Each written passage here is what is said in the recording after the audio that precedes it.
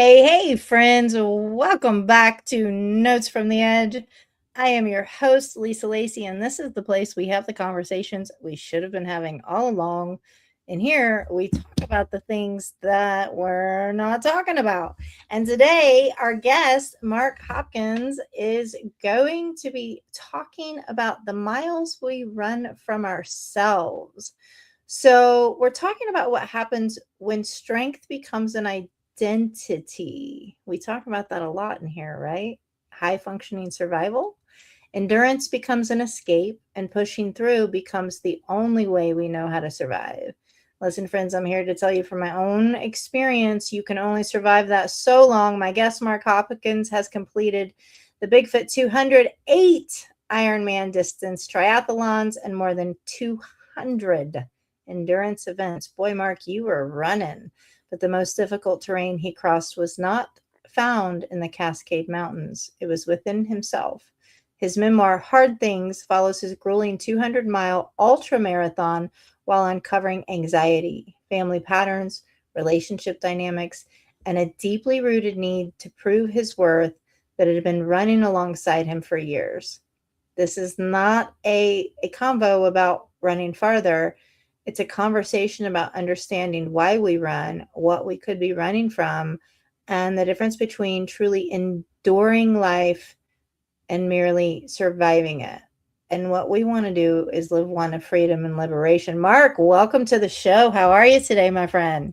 Doing great, doing great. Thank you so much for having me. Yeah, I'm excited. I'm excited about this conversation. My goodness, you have done a lot. We always open up with the origin story of our guests because if you've landed on this show, your path has not been linear, and it's probably been a strange story to what led you to write your memoir and want to share your story with people. So, how did you end up in this place today? Yeah, a lot of work, and as you're noting, a lot of twists and turns I was not expecting. Yeah. I kind of came out thinking I was going to just, live this amazing life, 9 to 5, I don't know, whatever, executive, blah blah blah blah blah, and never stopped to think about all the stuff that was inside that kind of needs to be worked on or addressed, and how that can really affect, you know, whatever vision or dream it is that you're chasing. So I kind of along the way I did some deep dives and some digging into the inside, and that's kind of what brought me to the book and then brought me here. I love it. I love it. Well, you entered the Bigfoot 200 believing you were taking on an extraordinary physical challenge. But when did you realize it was more than what you thought? Yeah, it was one of those.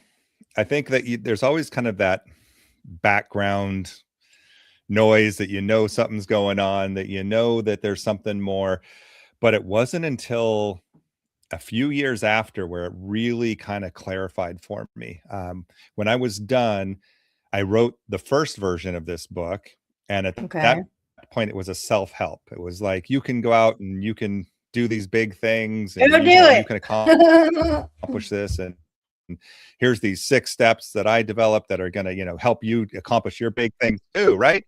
And it was good. It was good. But it just wasn't quite there, and I wasn't sure what was missing until I was talking to a friend, and she said, "Why did you run 200 miles?" And I kind of gave him standard answer at the time: is, "I had a free week." That's also right. Uh, so it's like, and so I had this free weekend, went for the run, and she's like, "No, really, why?" And so I says, "Oh, well, my mental health and physical health." And she's like, "No, why? Why are you running 200 miles?" And Because that's not that normal, actually man. made me stop. And I didn't have an answer in that moment, Oh. but I kind of really said, okay, why did I act do? And then I'm like, oh, there's stuff there. And so as I wrote the Ah. book, really is how a lot of this kind of got uncovered, and where I really was.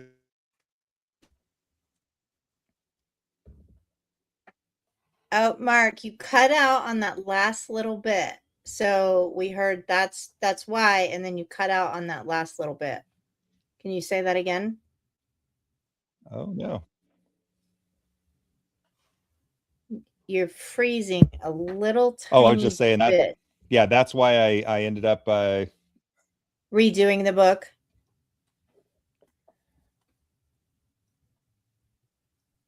I'm not sure what's going on with my feed here. Everything is good. My signal looks strong. Yeah, you are freezing and Probably cutting, and we're just missing some try this important real stuff. quick.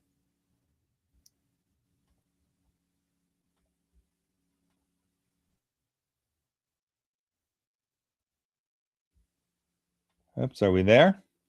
Yep, I can hear you. I can hear you. Wave your hand so we can see if we can see you. Okay, hopefully we're back here. All right.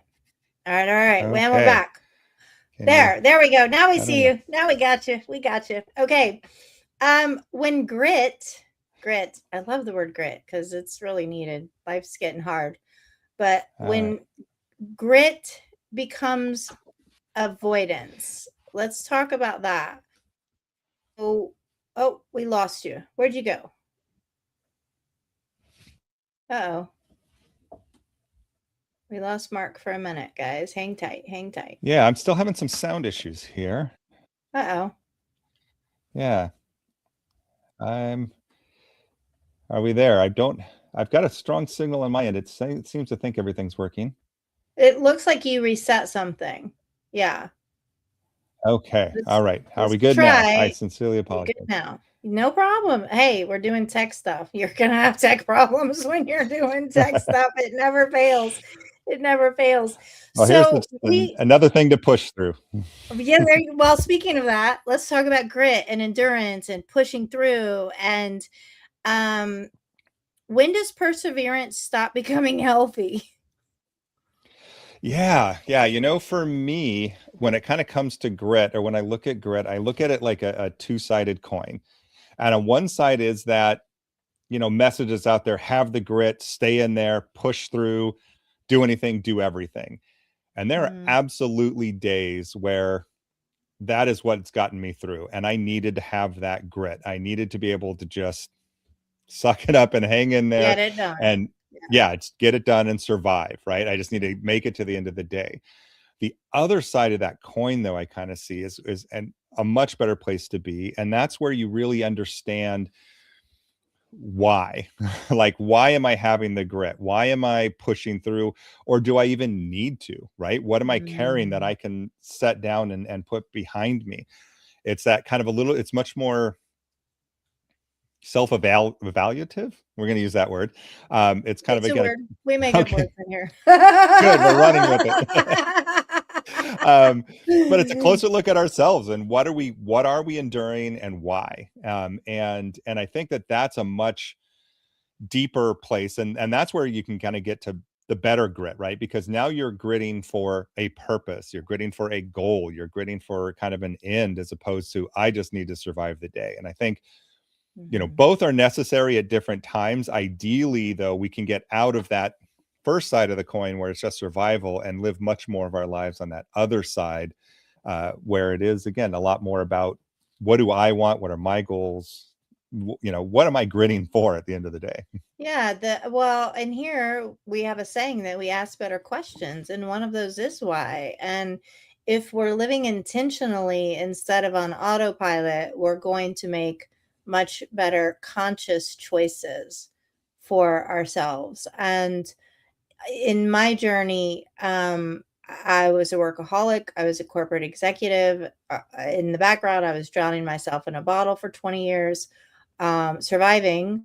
I had all the things, the six figures, the cars, the house, the polished family on Facebook. Boy, was that a fucking joke. But but I was struggling behind the scenes, and I didn't need to be pushing as hard as I was pushing. And for me, the end result was mental collapse. So, guys, if you can catch yourself before the crash, now rest without guilt is a practice. It takes practice because workaholism was a coping mechanism of mine. Yes, was it necessary for literal survival to put food on the table because I was the primary financial survivor, supporter of the family for many years, but Rest is a skill for some of us just as much as the grit is a skill. Make sense? Absolutely. No, and rest Yeah. is key. In training for this, one of the key things is rest. Rest is when your muscles rebuild, your brain resets. That's when, and if you don't rest, you actually can't achieve your full physical potential, or definitely believe and agree with mental potential and everything else. Sometimes we just gotta, and it's also, I think, when you rest that you get that chance to look around and do some of that reflection. Because when you're just go, go, go, go, go, you're workaholic and family and this and that, you don't have that time to pause and make those reflections. Yeah, and rest without the I need to be doing, I should be doing, I better be doing, right? Literally, like this is part of my business is rest. I worked with a business coach once where meditating on manifesting and being intentional on where she wanted her business to go was just part of her daily practice. It was pretty brilliant. Um, so the patterns that run beside us, during your journey, you began examining your family patterns, the way they influenced your relationships. Oh boy, can they, and how you parented your children. What did the race reveal about the patterns you had been carrying, and what did it take to change them? Yeah, that's a lot of questions. I wrote a whole book about that one, but There's um, a book, guys. Get the there's a book. book. Yes, but to kind of sum up, a lot of what I looked at, I'm one of 8 kids, and Wow. I'm the second, and my dad left, so it was a single mom, 8 kids. The very shortly after the 8th was born, Oh. and my oldest brother, he can admit this now, he made some of the not as wise choices. He took the route of drugs and partying and really just kind of escaped off that way. And so I looked at all that and I says, okay, I have to not be a problem first and foremost, right? I don't want to be Mhm. stand out. I don't want to give mom more grief. I don't want to give her another reason to be upset or sad or anything else. And not only that, but I also need to be, so don't worry about me, but I Mm. will worry about you. I will be the caretaker. I will pick up everything and I will carry it for you and I'll fix this and I'll do whatever I can. And so it was really kind of that foundation that really I started going in. And as a result of all this too, the bigger, I think, as just as important, we didn't talk about anything that was difficult or hard. My mom didn't do it because she didn't want us to worry. She didn't want us to worry about the financial situation, about her, stress, her worries, her and everything else. So if it wasn't good, we didn't talk about it. And so Wow. I took all of that forward and I did the same thing with my kids. I didn't talk about difficult things so they wouldn't worry, so they Mhm. would see me as a good, strong, worthy, Solid. solid parent, right? Yeah, Yeah, because if I'm going like I'm stressed today, or I don't know, I'm unhappy, or any of those things, then right, then they worry, and I'm not a good parent, right? right, right. All these stories we tell ourselves. So I had to kind of give off this persona of the guy who's got it all together, right? And I Yep. have it all together. You don't worry about me. I'm going to worry about you. I've got you what you need.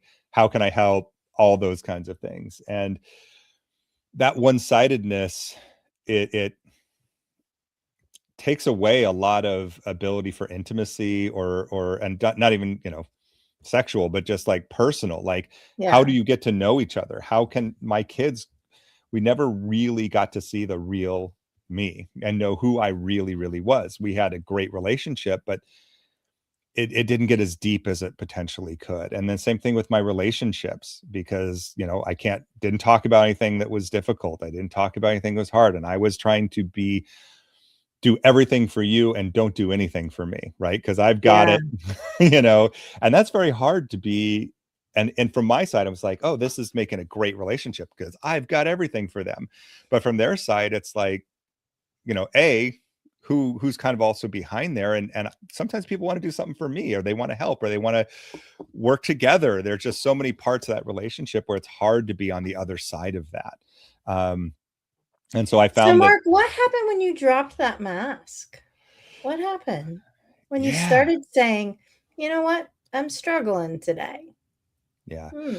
I think the big fear, And I'd love to hear your experience with this too. But for me, the big fear was if I spoke my truth, if I revealed, if I kind of opened up, that everything was going to fall apart, right? Yep. My Yep. relationship was going to end. Mhm. My kids were going to disapprove, hate me, think less of me. My They friends were were going going to to, fall apart too. Yeah. yeah. And my friends, oh, who was I? Whatever. And everything's just going to fall apart, right? And Yep. and so that was, I was just, that was my fear. And so um what had kind of in the book, and this is again kind of really what happened when I was training for the 200, I had this horrible training weekend where everything just came off the rails. And Oh, there's a lot of reasons for it. And I kind of, go into it, but just long story short, everything fell apart. And at the end of that weekend, I decided I'm not even going to start the race. well, I you're can't do ready to it. quit. Yeah, I had quit. I can't do it. I'm done. I didn't officially quit, but in my mind I did. Yeah. And then the next day, um, I got some rest, as we were talking about. And the Mhm. next day, I kind of said and looked at everything over and I said, you know what? I'm just going to start. I will start the race I and love we'll that. see what happens. I Yeah. didn't. And then I told nobody about that weekend. When anyone asked about it, I'm like, oh, it was a good training weekend, or things went well, or I got in some good training time. I don't know. I'd come up with some kind of a generic answer that didn't lie. Um, and then I didn't tell anybody that I had decided not to start and that I wasn't sure I could finish. Because at that point, after that training weekend, I wasn't sure that I could even finish the thing. And then at the end of the race, it was like the last two sections, and I did one with my son and one with my partner at the time. Oh. And that was the first time I told them. And I was so afraid that, again, everything was going to fall apart, Mm. um, again, I was going to be seen as less than and unworthy. And their responses were what really helped me kind of turn things around. Because it was like, my son's like, Dad, I don't care if you run 200 miles. I don't care if you run 2 miles, right? You're my dad, and I love you, and I love you for who you are. And why would you even think that? And same thing with my partner. She was like, you know, I don't care, like I'm just proud of you. And if you didn't finish, that would have been okay if you didn't start. And so I kind of realized for me how much shame I was taking, and this is kind of where I really found the strength and vulnerability, where I thought I was being strong, but it actually took more strength and more from me to admit those things to them and to kind of open myself up to what I thought was going to be the judgment, which was just, again, love and support. And so that's what really kind of turned it around for me and made me realize that how much deeper my relationships could be, how much better things could be if Mm. I could be truly strong and Yeah. be open about who I am, what I'm feeling. And that doesn't mean, I'm losing it all and I drop on the floor, right? But it does mean Right. like We're not I'm like hurting. trauma dumping every day, but just like, boy, that was a really hard training weekend. I almost quit. Yeah. Yeah.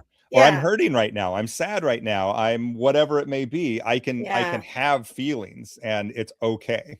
Yeah. And isn't it fascinating because I ran from these emotions for so long. I mean, part of the reason in my situation was I didn't have language for what I was enduring behind the scenes.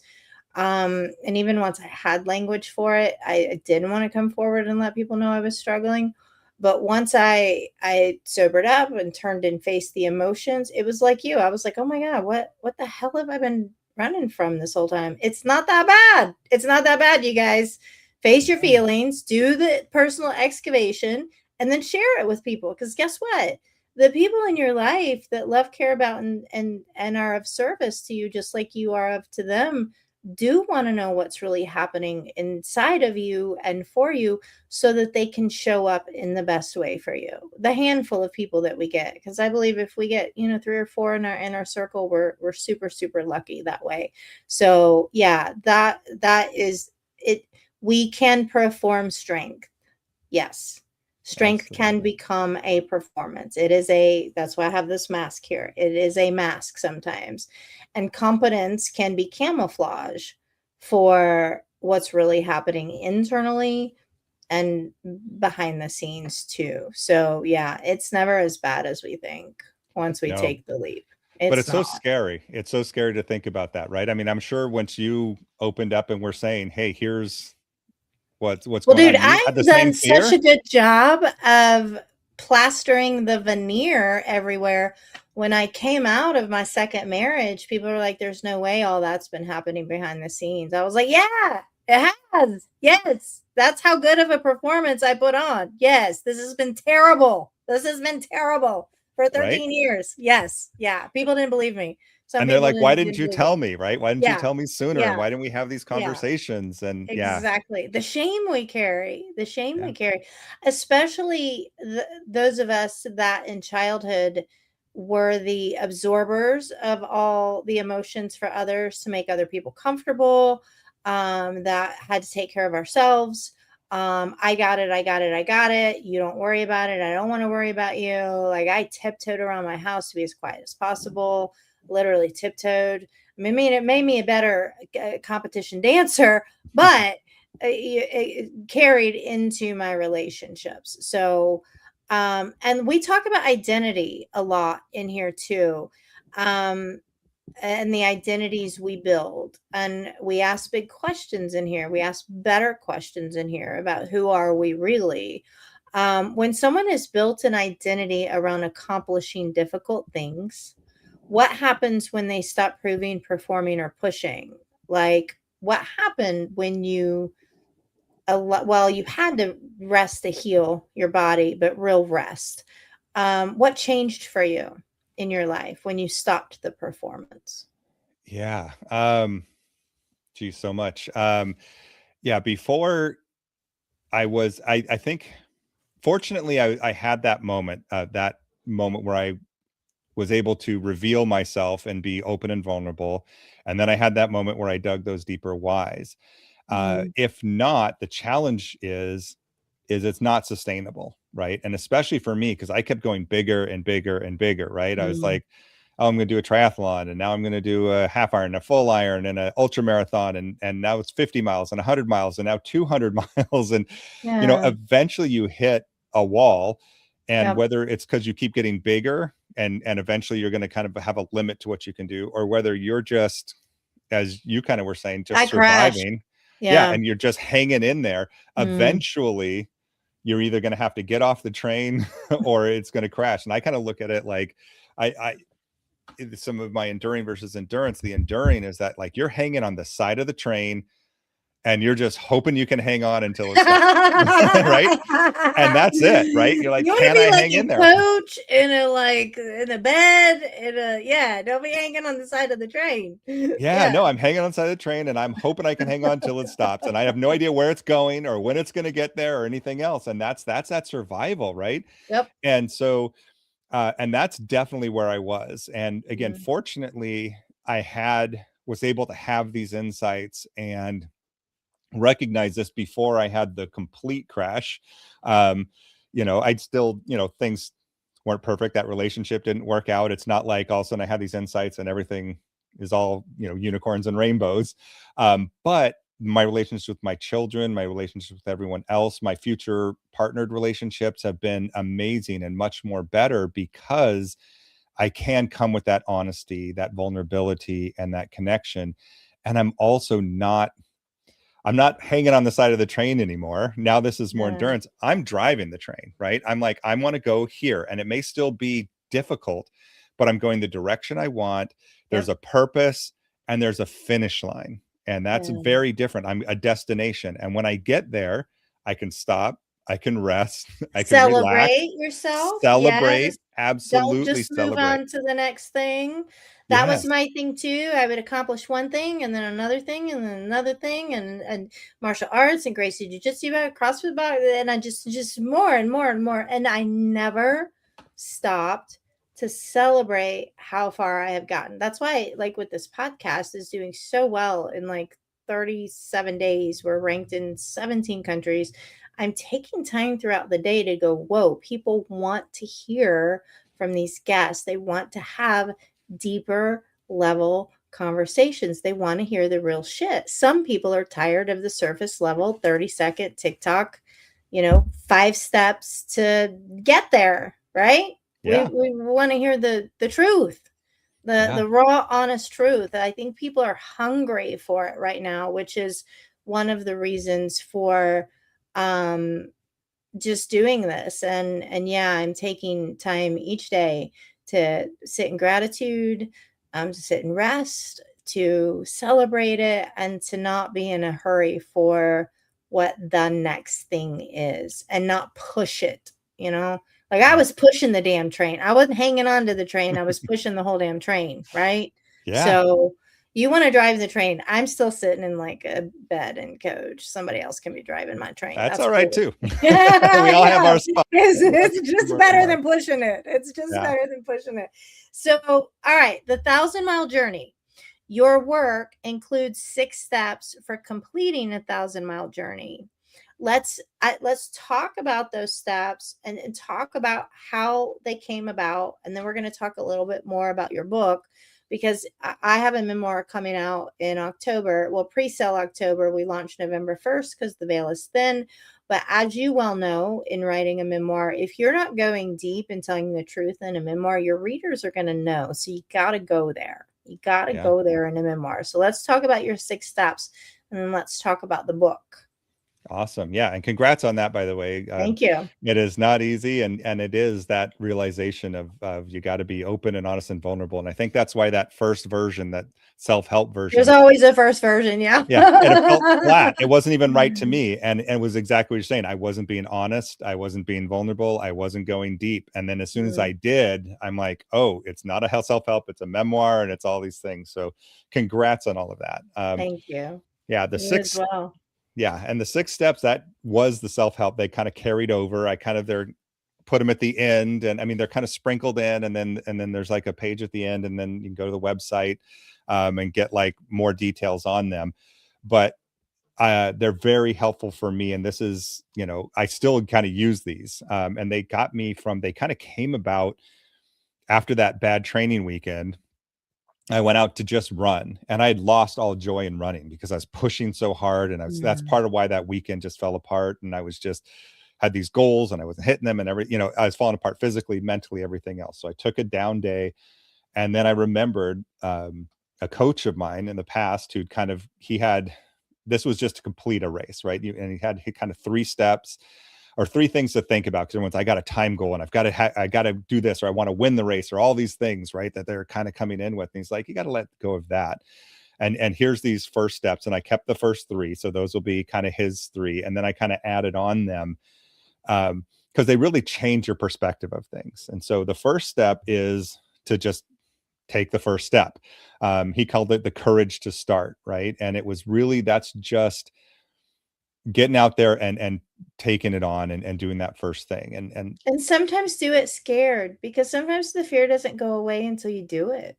No, not sometimes Yeah. it's fear. Sometimes it's like a lot of people say, what motivates you to get out the door and go run all these distances and stuff? And sometimes I'm like, I'm not motivated, but I tell myself, matter of fact, this happened, geez, I think it was 2 weeks ago. I got up and I think I was supposed to do a 10-mile run. I'm like, I don't feel like moving. I'm like, but you know what? I'll go for a walk. I'm just going to go for a walk, and I'll take those first steps, and I'll kind of get out the door.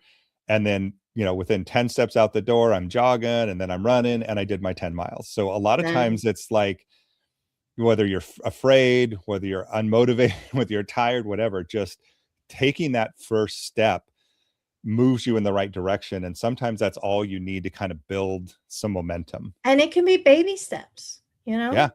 Yeah. Yeah.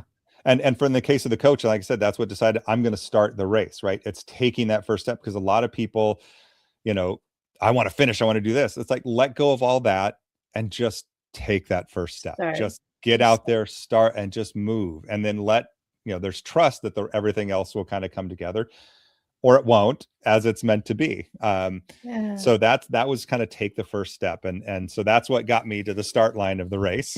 Nice. For sure. Nice.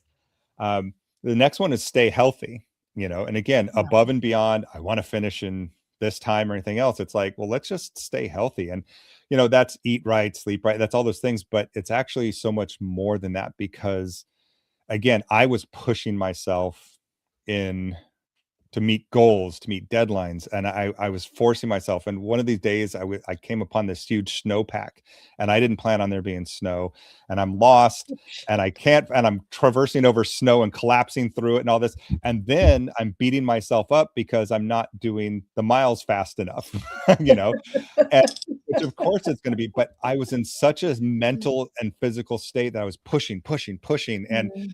not stopping to look around, not thinking about anything else. And that's where I kind of let go of some of that healthy, right? I let go of some of that. I wasn't eating right. I wasn't nutritioning as well as I said. There's several things because it was all just single focus push. That's that grit. That's that survival, right? I've just got to Mhm. hit these deadlines. I got to hit these times, because if I don't, it all falls apart. Whereas if I just kind of said, I'm going to be healthy today. I'm not going to go traversing over dangerous snowpacks. I'm not going to be doing some of this stuff. I'm going to recognize that today I'm going to be a little slower because I'm at altitude, because I'm traversing snow, Yeah. because of these things, instead of having this singular goal that I'm just working towards. And when I don't make it, I'm just beating myself up. Well, and I think in staying healthy, our inner critic counts too, because when we're beating ourselves up, that's not healthy either. That's technically self-abuse. When I first started, my journey started at 40 years old. I turned 40 in inpatient rehabilitation. I went in thinking I had a bad marriage and a slight drinking problem, and came out with a chart like this thick. It was great. It was fantastic. But Yay. yeah, staying mentally healthy matters too.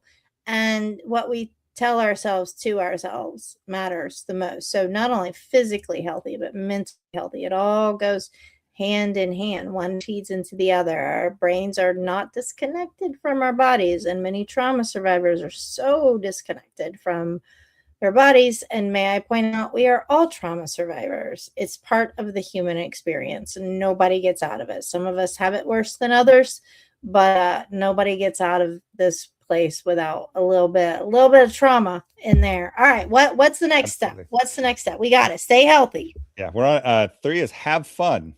Oh, And playing. yeah, and it's like, and again, it's like, before you worry about I'm going to finish this time, you should be having some fun while you're out there. And I wasn't. Again, when everything collapsed, I was You're not like, having this fun. sucks.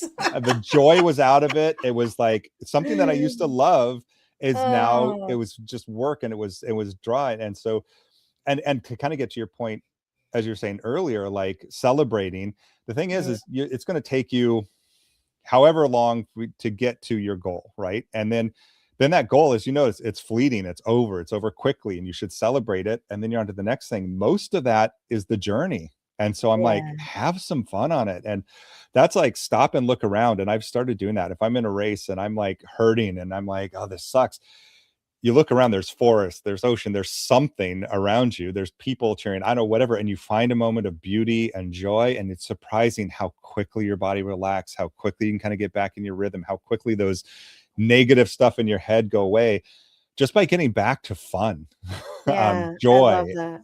and beauty, right? Pleasure So and play. You gotta yeah, play. If it's not fun, it's not worth doing. Yeah. And I absolutely. think as adults and high functioning adults, we forget about playtime.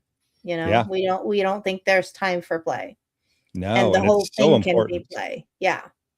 Yeah, Yeah. yeah, the whole thing can be play. I love that. Yeah. Yeah, I've kind of taken that. I'm like, if I'm not having fun, why are we doing this? And sometimes there's a reason. You're like, okay, but can we have fun while we're doing Yeah, that, right?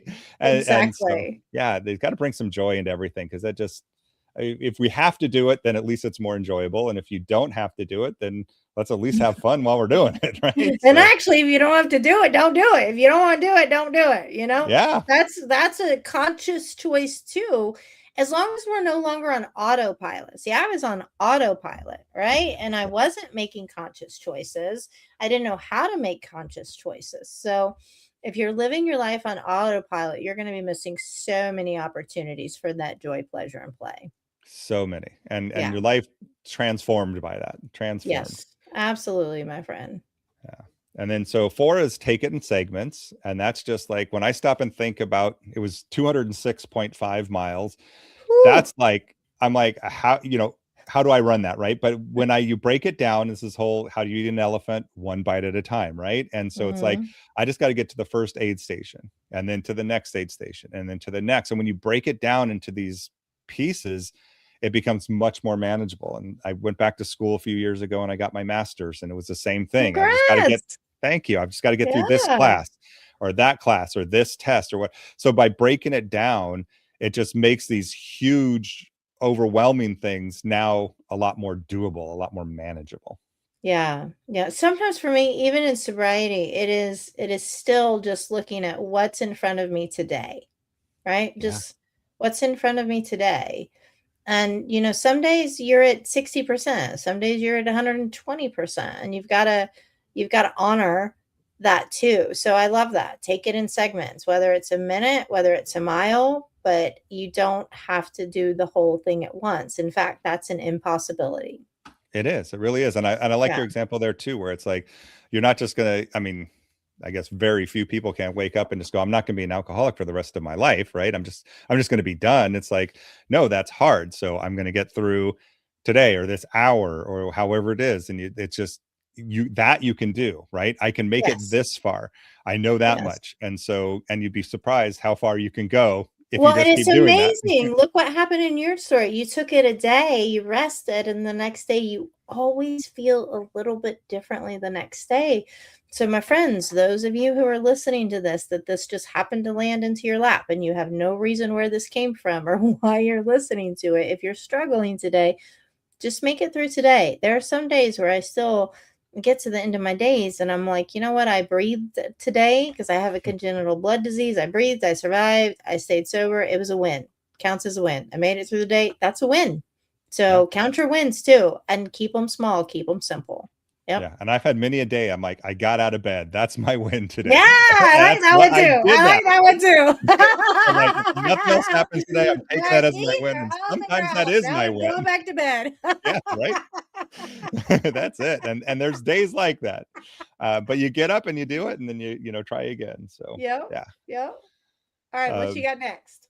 is adapt. And adapt is Oh. really, things are going to change. If I had been able to adapt, and kind of going back to that training weekend, and said, okay, there's snow, there's altitude, the GPS isn't working, all these things, right? That I hadn't planned or adapted for. And I'd say, okay, I planned for this many minute miles. It's going to be slower.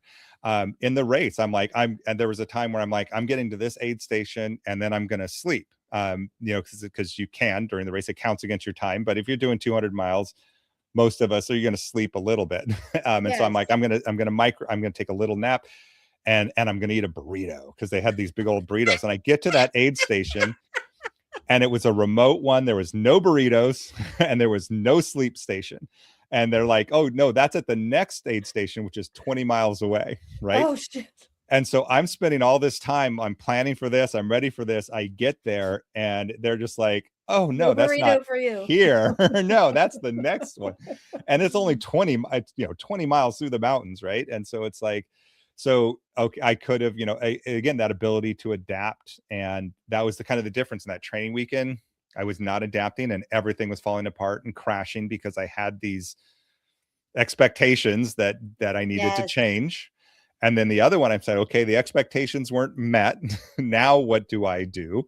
And I took a quick reset and then worked with my crew a little bit. And then I just said, okay, I'm going to get to that next one. You better believe I think I had 2 or 3 burritos there and a nap. So, That's um, awesome. Oh yeah, expectations are the thief of happiness, you guys. Expectations of yourself, expectations of your others. Many of us high achievers have a really super high expectations of ourselves and very few expectations of other people. All expectations are going to set you up for disappointment because guess what? I don't care how long you've been on this healing journey, life still happens. External factors still get thrown at you. It doesn't mean, again, to Mark's point, rainbows, butterflies, and unicorns. Life is still going to happen to you, but the cool thing is you get way better at managing through it by adapting, right? Yeah. Absolutely. And I think if they're like me, in addition to real life coming into our expectations, I set my expectations for my best ever day and maybe even a little bit over that, right? And so when you have your not best ever day, that's Because that's a that's problem. gonna happen. It's Yeah. most of our days. Yeah. I Yeah. actually I had a friend, and it was amazing. He said you can't always live at the top of the mountain, or that's a plateau, right? And Yeah. so you Fair. yeah, so Yeah. you're not going to always be at your best. Matter of fact, you're only going to kind of get there occasionally. Most of your time is going to be, On the on the sides of the trail. mountain, Yeah, on the you're on the trail. trail. Yeah, Yeah. and then you get to the top of the mountain, then there's another trail, then you get to the top of the mountain. Yeah. Yeah. So if you Yes, set your exactly. expectations for that top, it's impossible and unsustainable. And you're always going to be, and that's if everything goes great. And let's be honest, as you're saying, life happens. Everything is not going to go to plan. So you're Yeah. just setting yourself up from failure from the very beginning. So have proper expectations, and then be prepared to adapt as life throws you all the many, many curveballs it's going to. Yeah, life's gonna change. Life's gonna change. All right, what else you got for us, Mark? Yeah. And the last one is just visualize the finish. And Always. yeah. Yes. Visualization is such a powerful tool. There are so many studies, so much science out there about that. Keep going. Keep going. Oh, no, that's exactly it. I mean, if you can't see yourself there, if you can't envision yourself, then it's so much more difficult to get there. When you can, that helps motivate you. Again, when I needed a reason Mm, to get out the door, when I needed a reason to, you know, keep moving, any of those things, and I could see myself there, I could visualize myself there. And then that also kind of helps now that I have a better understanding of my why. So if I can see myself there and understand why I'm trying to reach there, mm. you've got so much more motivation to push through all those hard times, all those hard things, as opposed to, I'm dealing with all this crap right now, right?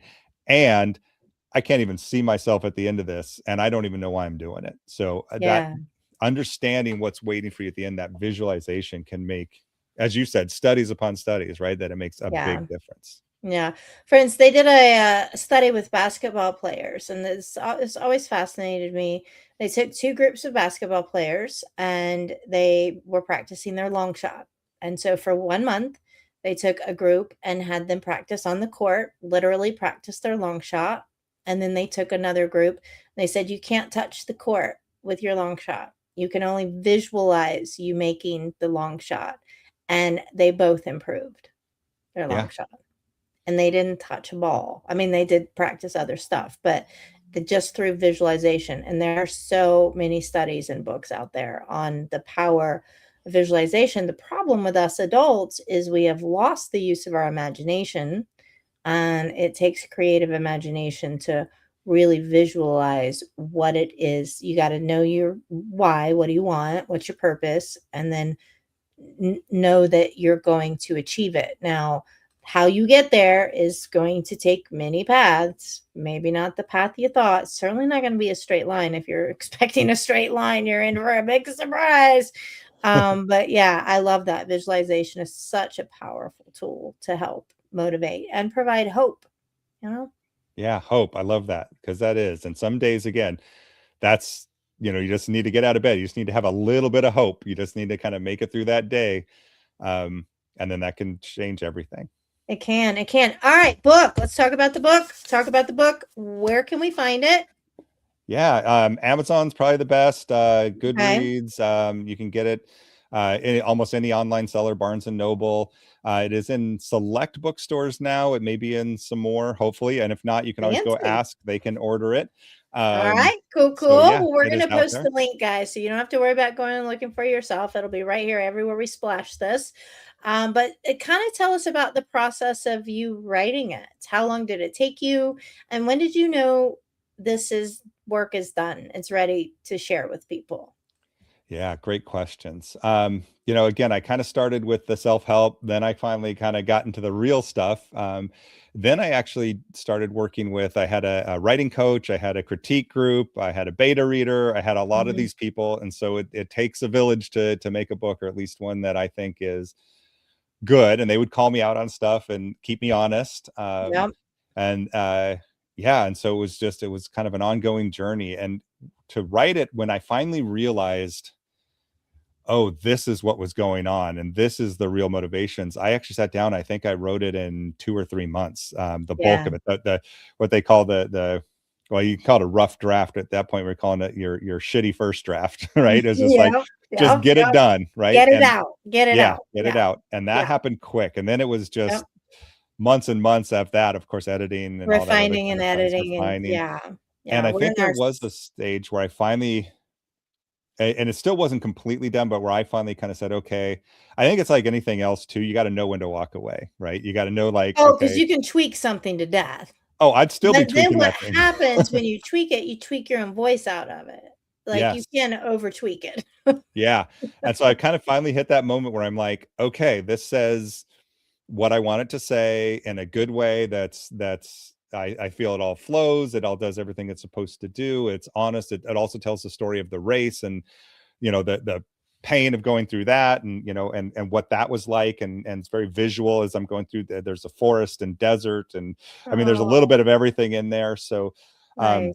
and that's when I'm finally like, okay, we'll do small tweaks from here. But that's when I was ready to kind of set it down and let it be done, even though I know, again, you'll find something in there. I'll find something in there. I could tweak that thing till I'm dead if I Yes. kept going back at it. Yes, I finally had to go, okay, I'm writing myself out of my own book, guys, editor time. So I had to send it off to my editor. Was like, "What'd you do? Send me the other one." I was like, "I was working on it." She was like, "No, no, Yes. no." Yeah. She And was that's where like, those other "Stop people are working on so it." important to us, I right? know. Like, yeah, like Yeah. those good, reliable, trustworthy people in our lives, not just with our books, with anything, who can kind of say, hey, no, no, no. Like you said, you wrote yourself out of that. That one is better, even though you may think, like, whatever it is, whatever reasoning you put in what you're doing, the other one was more honest, more vulnerable, more real, Yes. Raw. More raw. more Yeah. raw. We're all about authenticity in here. All right, Mark, we're coming to our close here, and we always ask our guests 2 questions. I'm going to go ahead and give you the first one, but I kind of, we've already answered it, but I want you to dig into it a little bit. In your life, what did you perform the most in order to survive? And then how did your life change when you dropped that role masker performance? Yeah, I think the most thing that I was performing was just trying to be that worthy person, right? That Mhm. worthy father, that worthy partner, the worthy son, um, just that person in the world that belonged somewhere. And um, yeah, I'm sorry, I'm like thinking about that. I mean, there was a No, lot in it's there. It was good. It's good. yeah, I was just trying to be, worthy, and to do so I was trying to live up to the expectations of others. I was trying to I had these, talking about expectations, unrealistic views of who or what or could I should be. I hid a bunch of stuff, about who I really was, things I really liked or enjoyed, or things that made me happy, because I was afraid how others might think or enjoy that. So that's probably the most performative, and I lived a lot of my life like that. And it's kind of funny you say it was how you lived a lot of years on autopilot. That's almost exactly what it was. I was just going through the Going, motions. Yeah, I was getting going. up, Yeah. performing, going to bed, getting up, performing, going to bed. And it was like, and when I think back, that was some of the emptiest, Empty's a good word for it. Yeah. yeah, time in my life. There was just, we talked about joy. We've talked about all these many, many things that each of us are deserving of and worthy of and should have, and yet I was devoid of that in my life. And so yeah, and that changed since then. I mean, like I said, my relationships have changed, and it's And still your scary. relationship to yourself changes. And I think, for me, I was drowning in self-hatred for a really long time. And there's something very cool about getting to a place where you dig yourself as a human. You're just like, I'm a really cool human. I like my own company. I can be alone with myself and we're all good, all up in here. Like it's fantastic. Yeah, It's I like fantastic. me, and you don't Yeah, have to like me, and that's okay. exactly. Like we Right? don't give a shit anymore. Yay! Yeah, Yes, I'm going to do what I do. yeah, Yes. and I'm gonna With find the love people and that like kindness and me. directness. And if it's not your jam, go find what is. Yeah, find what is, and then you'll find your people there who, love you and respect you for who you are and for that true person. And Yeah, that's, yeah, your life is so transformative in every single way.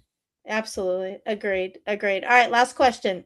What do you think we should be talking more about but are not?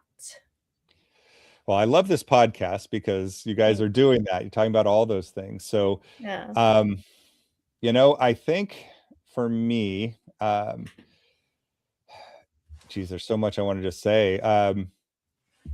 I think what I will kind of leave with a little bit here is from a men's perspective, a lot of times there's things that we don't talk about that we should and need to. And, and it's everything from the vulnerability from I have feelings to, you know,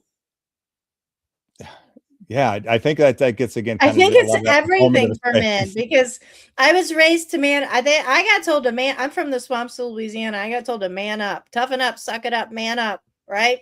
Yeah, So I ended up in like male dominated industries and, like I duded up for a little while. And I'm yeah, actually a very soft, feminine woman, but had this hard armor exterior that I'm still practicing dropping. It's still a daily practice to drop that survival pattern of the armor, right? Does that make yeah. sense? No, it absolutely does. And I love that because you're right. That's I think kind of why I was hesitating to say that is because I don't think it's exclusive to men. And it really isn't. Like you said, a lot of women are told to man up. A lot of women are put under these same, actually, let's not be honest, not same expectations, even harder and tougher expectations, because you've got to overcome all this so much more just to kind of be there and in that space. So I think if we don't talk enough about letting that go, about Yeah. stepping away from that man up masculinity for men and women in the space and what we feel, who we feel we need to be what other people expect as opposed to just being our authentic To selves. be And accepted, to be loved, to be worthy, to be deserving of. And you know what, guys? Get good at being misunderstood. That's cool. Get good at not everybody's gonna like you. I'm on social media. Yeah. hmm, I just had some guy put 200 one-star reviews on my Spotify account. It's gonna happen. Like, I'm having somebody fix it. They're arguing. I got one guy putting 5-star reviews, one guy put 1-star reviews, and it just keeps going back and forth. I'm like, my God, what have I stepped into? But yeah, not everybody's gonna like you. Not yeah, everybody's gonna understand you. And that's okay. Honestly, if we get a handful of people in our lives who are genuinely cool with who we are and we can be relaxed around them and be who we really are, then consider ourselves very, very lucky. truth, very Yeah. true. I could not have Yeah. said that better. Well said. Yeah. Well, my friend, we're going to plaster your book everywhere so people can grab it. I love this transformation that you have gone through and been through. I think so many people are going to learn from it and really enjoy the adventures that you take them on in your book. My friends, in the meantime, don't forget to ask yourself, what have you been performing in order to survive? And is it still serving you? And if it's not, how great can your life be if you drop the role, the mask, or the performance? All Hmm. right, Mark, thanks for being a guest. Guys, I'm your host, Lisa Lacy. Don't forget to answer that question. And if you have problems, reach out to either one of us, grab Mark's book, grab me. In the meantime, welcome to the edge. We'll see you soon.